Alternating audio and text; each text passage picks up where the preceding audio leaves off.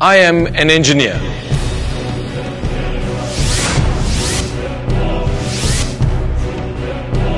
I am a South African engineer.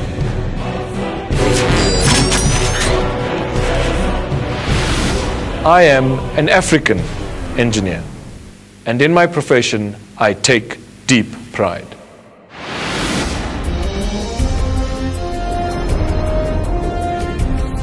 In modern South Africa, we have a sense of South Africans in a struggle for freedom and equal opportunity for all our people. We have a sense of our struggle stalwarts, life sacrifice, revolution, black consciousness, defiance campaigns, the treason trial, Sharpeville, student uprisings, the country in a state of emergency. 27 years, 1994. One could freely include the 1995 Rugby World Cup and CAF Cup of 1996. And you must hold on to it. There we go! Celebrations! An era of South Africans in a struggle. An era.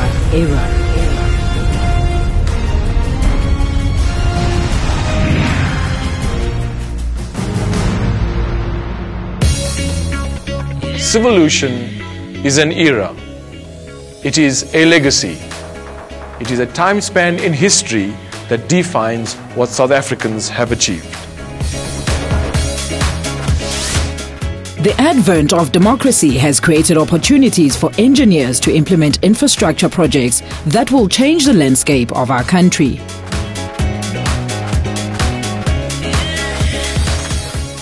In engaging with our engineers across the country, we have learned that the industry is in a state of despondency. We are despondent over the many challenges that we face. Maths and science difficulties at high school, only 20 to 30% throughput at engineering universities, lack of in-service training opportunities for technology students, corruption and tenderpreneuriring, the lack of skilled capacity in the client base, price collusion, the list is endless.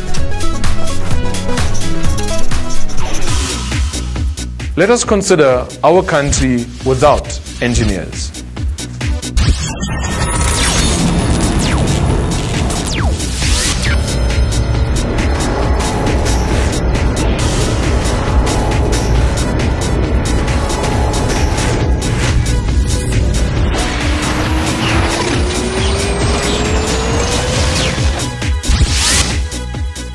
These are not the images that the South African government and our South African engineers wish to see. But the converse of this is also true. Engineers can make an economy soar. It is time for engineers to realize the power in their hands to make the economy thrive.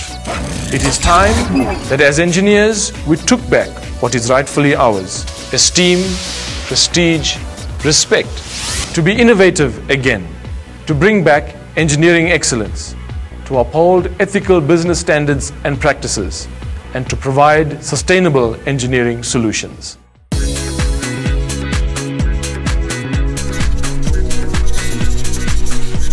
The National Development Plan has been adopted as South Africa's short, medium and long-term vision and mission statement.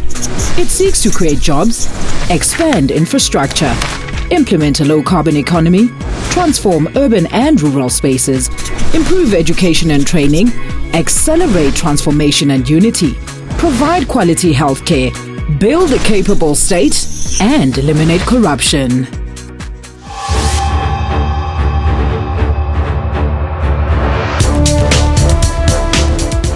We extend a call to all professionals, engineers and other professions, to strive alongside government in the aspirations for an improved South Africa.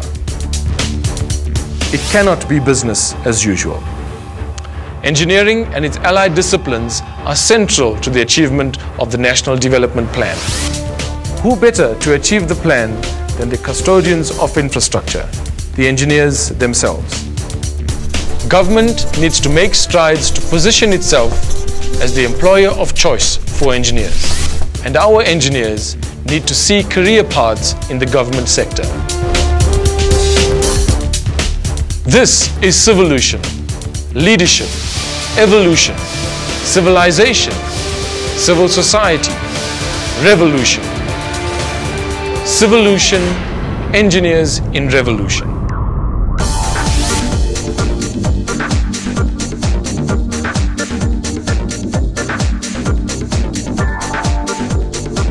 In the next 100 years, when our engineering descendants look back to now, the time of the National Development Plan 2030, the time of empowerment and building, the new growth path, the time of the Presidential Infrastructure Coordinating Commission and the 18 strategic infrastructure projects, they will recognize that it was a challenging time for engineers, that engineers were despondent.